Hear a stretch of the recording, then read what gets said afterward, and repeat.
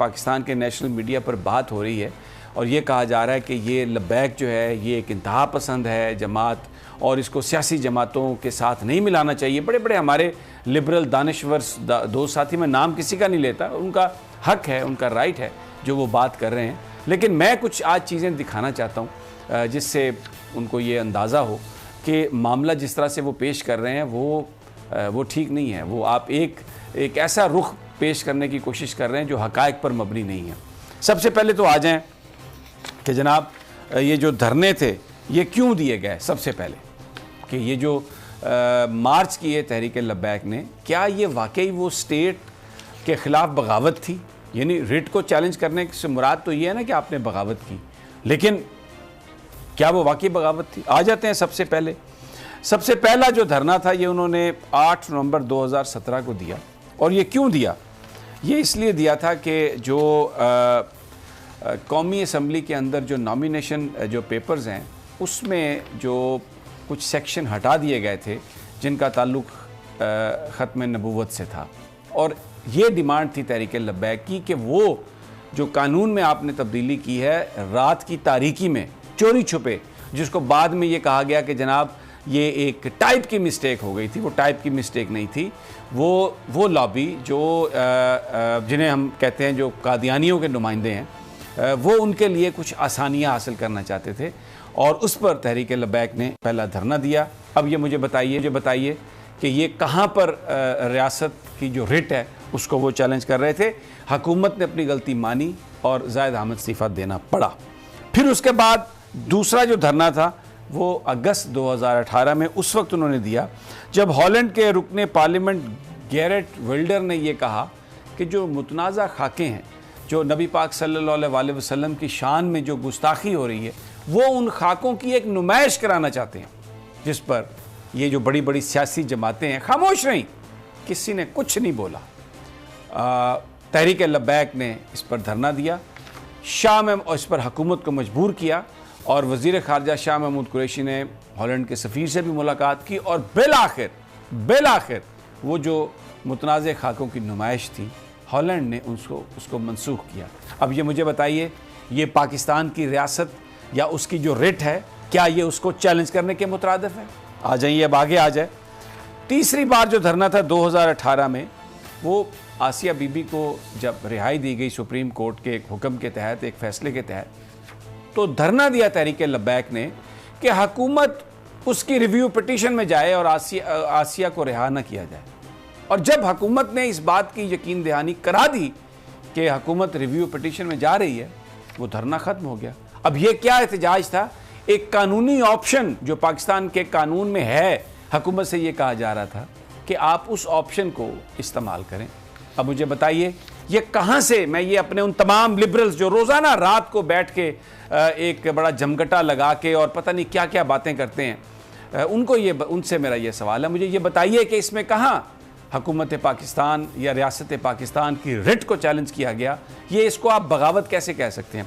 फिर जो आखिरी जो 3 धरने हैं, 4 नवंबर 2020 में फ्रांसीसी सफ़ीर को निकालने के लिए किया गया। उसका शुरू में तो मुतालबा था कि फ्रांसीसी सफ़ीर को निकालें, लेकिन गवर्नमेंट ने एग्रीमेंट किया और ये तय किया कि हम इसको कौमी असम्बली में पेश करेंगे। फिर गवर्नमेंट के कहने पर, उनकी बात मानने पर वो टाइम दिया और फिर अप्रैल 2021 में उस धरने की दोबारा कॉल दी गई, जिसके नतीजे में ये सारा मामला हुआ। साद रिजवी को गिरफ़्तार किया गया, जो वादा हुकूमत ने किया था कि कौमी असम्बली में इस पर डिबेट कराई जाएगी, जिसका वज़ीर-ए-आज़म साहब ने ऐलान किया पूरी कौम के सामने आके। जो एक अहद शिकनी की इस हुकूमत ने, झूठ बोला इस हुकूमत ने और इल्ज़ाम लगाने की कोशिश की। ये कहा कि जी ये तो कहते हैं कि फ्रांसीसी सफ़ीर को निकाल दिया जाए और ये हम कर नहीं सकते। वज़ीर-ए-आज़म साहब भी आ गए, आज बड़ा फ़लसफ़ा खुद ही बयान कर रहे थे और फरमा रहे थे कि बिल्कुल इंसान जो है मुश्किल रास्ते पे जाए, इकबाल की खुदी, किसी से ना घबराए। लेकिन इधर पाकिस्तानी कौम को ये बता रहे थे कि ओहो हो, वो फ्रांस का GSP प्लस स्टेटस चला जाएगा, बड़ी प्रॉब्लम हो जाएगी, इसलिए आप चुप कर जाएं, वो जो करना चाहते हैं उन्हें करने दें।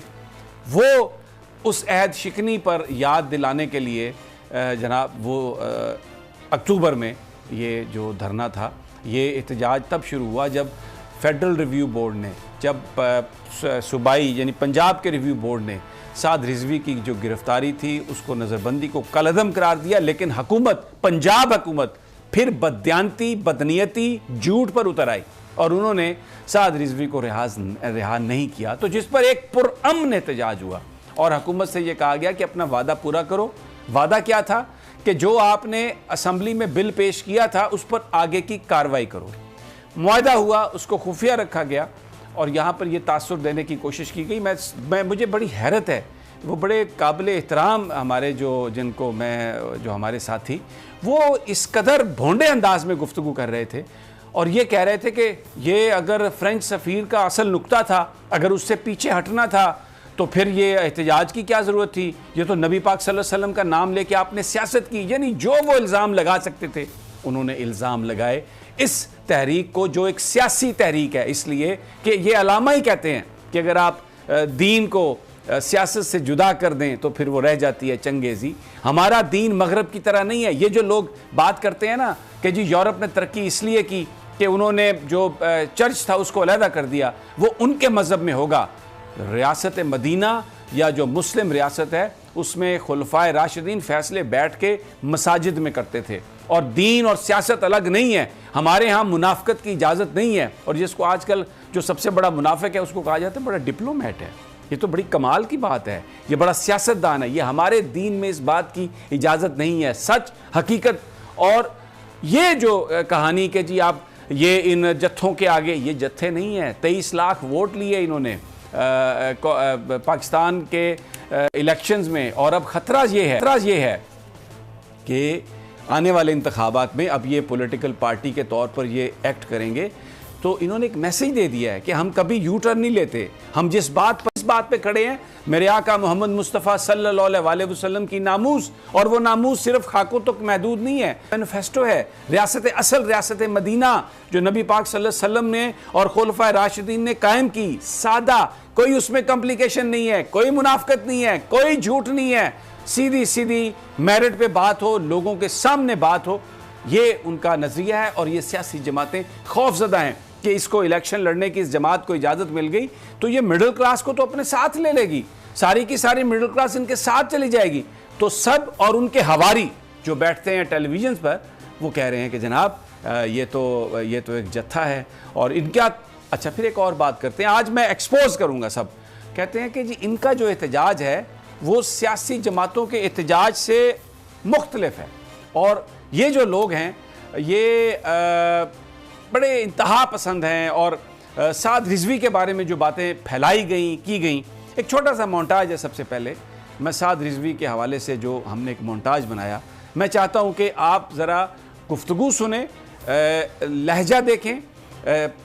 पंजाब की भी ज़बान है, उर्दू भी है, इकबालियात हैं। आइए देखते हैं ये मोन्टाज।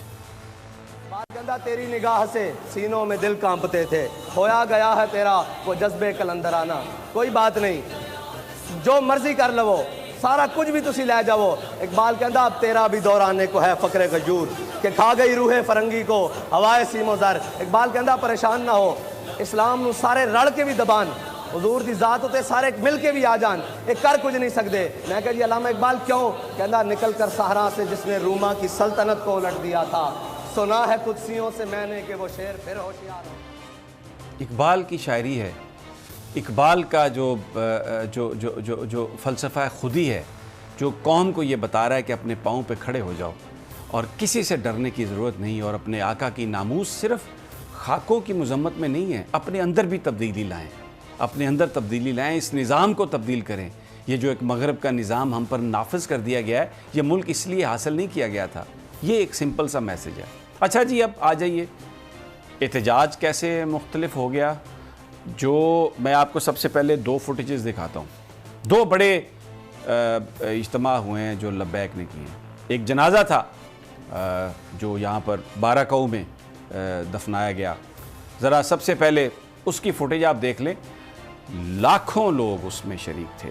मुझे बता दें, किसी सड़क पर कोई एक पोल भी किसी ने गिराया क्या? कोई एक खंबा गिरा? कहीं पर कोई थोड़ी टूट फूट हुई? प्लीज़ वो दिखा दें जी, वो वीडियो जो आपके पास है।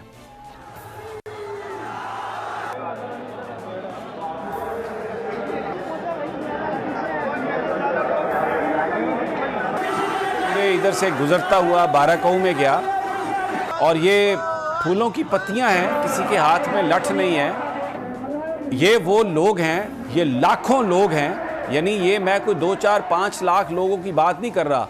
ये वो लोग हैं, हद्दे निगाह तक लोगों का एक समंदर है, जो एक रिएक्शन है।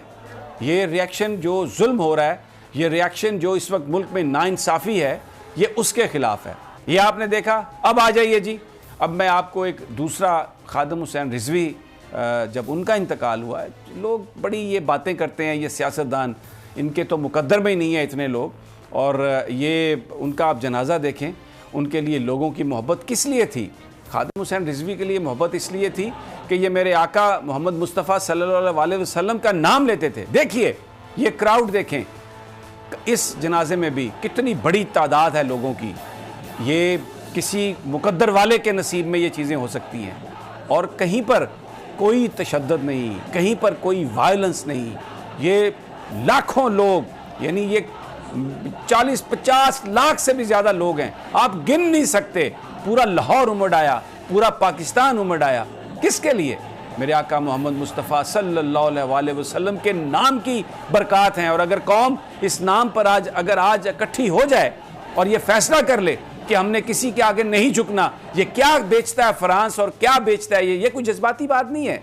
आपको सैंक्शंस लगी थी जब आपसे ये कहा गया था कि आप न्यूक्लियर ब्लास्ट ना करें, लेकिन उस वक्त भी आपने सर्वाइव किया। और आप यकीन करें, अगर आप एक मैसेज देते हैं सच्चाई का और ये कहते हैं पूरी अक़वाम को कि आप हमारे मुआशरे को, हमारे पैगंबर को, हमारी अक़दार को, हमारे कल्चर को मत छेड़ें, छोड़ दें हमें तन्हा, and we can survive alone, तो यकीन करें इस कौम में इतनी पोटेंशियल है कि हम ये सब कुछ कर सकते हैं। ये मैंने वो मनाजर दिखाए हैं जिससे ये खौफजदा हैं कि ये इतने लोग अगर ये वोट दे दिए इन्होंने तो ये तो हुकूमत में आ जाएंगे, हम किधर जाएंगे। सब्सक्राइब करें और बेल दबाएं ताकि कोई खबर रह न जाए।